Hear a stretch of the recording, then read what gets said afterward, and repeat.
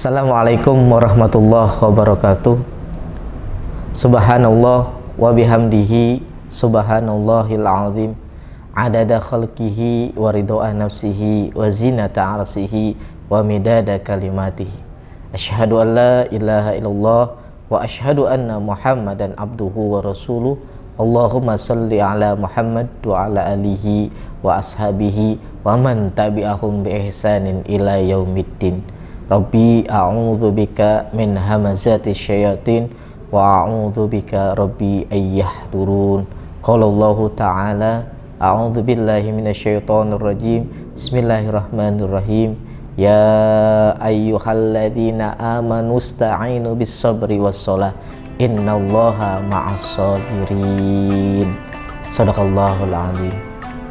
Tiada kata yang pantas kita ucapkan dari lisan ini kecuali memuji kehadirat ilahi Rabbi, yang mana atas izinnya, karunia-Nya, alhamdulillah pada kesempatan yang berbahagia ini kita masih diberikan ribuan nikmat oleh Allah. Di antaranya nikmat iman, nikmat Islam, nikmat panjang umur, sehat walafiat.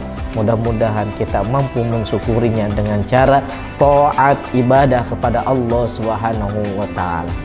Selawat teriring salam semoga tercurah limpahkan kepada junjungan baginda alam Rasulullah Shallallahu Alaihi Wasallam, kepada keluarganya, sahabat, dan kita mudah-mudahan senantiasa istiqamah menjalankan sunnah baginda Rasulullah Shallallahu Alaihi Wasallam.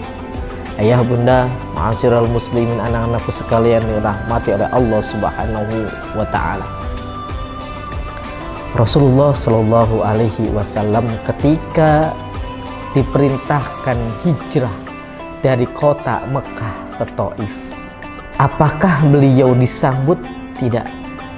Malah beliau mendapat sambutan yang luar biasa sakitnya, yakni disambit, diperlakukan tidak baik oleh orang-orang Taif pada waktu itu. Bahkan Rasulullah Shallallahu Alaihi Wasallam sampai terluka, sampai berdarah. Turun malaikat Jibril alaihi salam menawarkan kepada Nabi kita Nabi Muhammad Shallallahu Alaihi Wasallam dengan bahasa, mau diapakan negeri Taif ini ya Rasulullah? Rasulullah Shallallahu Alaihi Wasallam dengan bahasa yang tenang, dengan bahasa yang luar biasa memberitahu kepada Jibril bahwa mereka negeri Taif mungkin belum kenal kepadaku, belum tahu aku itu siapa. Makanya mereka berbuat seperti ini dengan hasutan orang-orang kafir Quraisy di kota Mekah. Ketika malaikat Jibril menawarkan bahasa atau ucapan dari Rasulullah Shallallahu Alaihi Wasallam adalah, jangan Jibril. Walaupun Jibril sudah, artinya sudah menawarkan gunung untuk menibankan atau diangkat untuk menimpa negeri Taif itu, bahasa Rasulullah Shallallahu Alaihi Wasallam sangat lembut.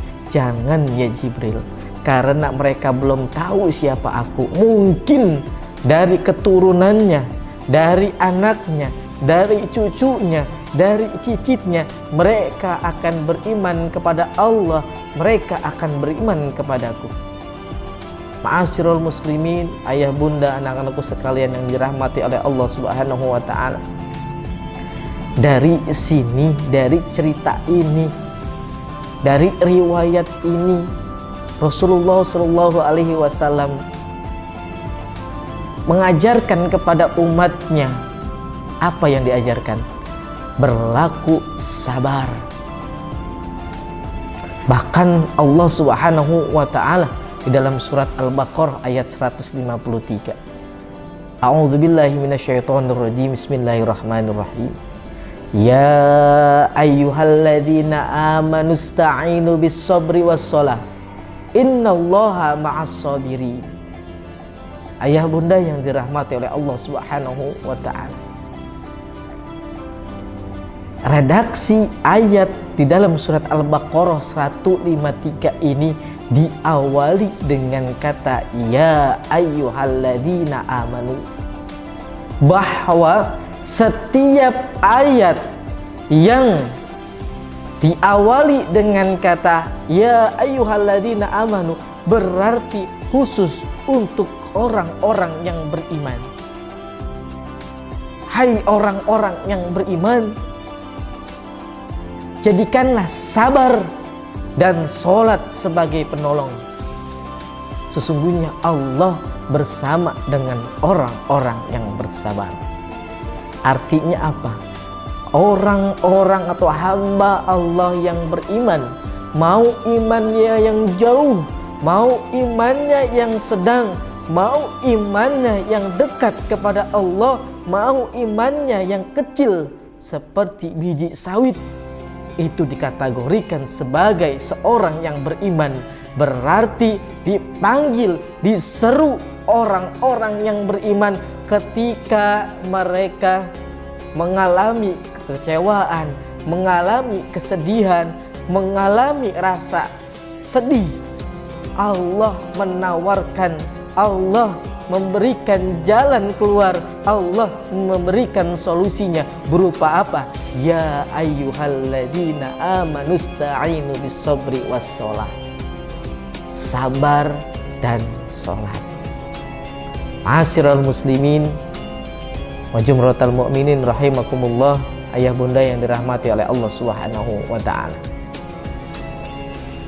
Orang-orang yang beriman ketika sedang mengalami kecewa, sedih, Allah menawarkan solusinya berupa sabar. Tema hari ini kita bahas tentang sabar. Sabar itu apa? Apakah sabar itu diam saja? Apakah sabar itu pasrah? Sabar itu adalah berasal dari kata al-habsu, artinya menahan diri.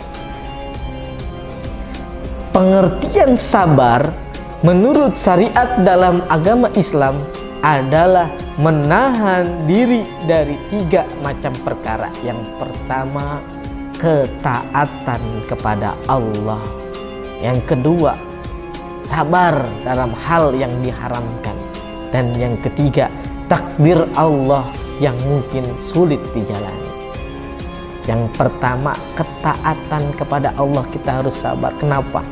Hal ini sangat penting bagi seorang hamba yang beriman, karena iblis, setan sudah meminta kepada Allah Subhanahu wa ta'ala untuk ditangguhkan umurnya sampai hari kiamat, dan untuk membisikkan, untuk mengajak anak cucu dari keturunan Nabi Adam untuk ikut ke dalam neraka. Ayah bunda yang dirahmati oleh Allah Subhanahu wa ta'ala, maka dari itu sabar dalam ketaatan kepada Allah ini penting. Taat, isma'u wa ati'u, dengar dan taati perintah Allah dan Rasulnya. Mudah-mudahan kita selamat di dunia dan di akhirat. Yang kedua, sabar dalam hal yang diharamkan. Dan yang ketiga, takdir Allah yang mungkin sulit dijalani. Kita harus sabar dalam menerima musibah, dalam menerima cobaan. Mudah-mudahan dengan rasa sabar ini kita dikaruniai, kita mendapatkan ridho Allah, mendapatkan kasih sayang Allah Subhanahu wa ta'ala. Dan keutamaan sabar, banyak sekali keutamaan sabar.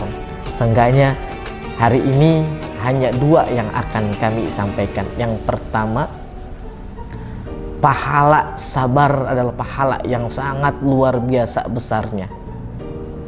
Dijelaskan dalam surat An-Nahl ayat 96, Allah berjanji akan menganugerahkan pahala kepada umatnya yang sabar.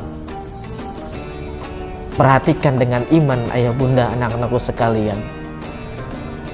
Apa yang ada di sisimu akan lenyap. Dan apa yang ada di sisi Allah adalah kekal.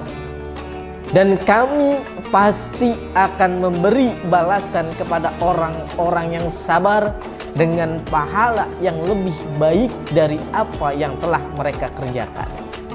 Jadi pahala sabar sangat luar biasa. Bahkan Rasulullah Shallallahu Alaihi Wasallam menjamin bagi orang-orang atau hamba Allah, umat Rasulullah Shallallahu Alaihi Wasallam yang bersabar dalam ketaatan kepada Allah, dalam hal yang diharamkan, dalam takdir Allah yang mungkin sulit dijalani, ganjarannya adalah surganya Allah Subhanahu wa Ta'ala. Yang kedua, keutamaan sabar adalah orang yang sabar dapat mengambil hikmah atau mengambil pelajaran dari cobaan-cobaan yang Allah berikan. Ketika seorang hamba Allah dihadapkan pada musibah, orang yang beriman, musibah apa saja, sedihkah, kecewakah, atau keluarga kita telah meninggalkan kita, telah dipanggil oleh Allah Subhanahu wa Ta'ala, merasa sedih, merasa kecewa, bahkan emosi. Namun apabila seorang hamba itu sabar dan memahami bahwa semua yang terjadi adalah kehendak Allah Subhanahu wa Ta'ala, bisa mengambil hikmah dari ujian hidup ini, insya Allah sekali lagi adalah ganjarannya surga Allah Subhanahu wa Ta'ala. Mudah-mudahan kita dapat mewarisi sifat Rasulullah Shallallahu Alaihi Wasallam, yaitu sabar. Mudah-mudahan ada manfaatnya. Subhanaka Allahumma wa bihamdika, asyhadu an la ilaha illa anta, astaghfiruka wa atubu ilaik. Assalamualaikum warahmatullahi wabarakatuh.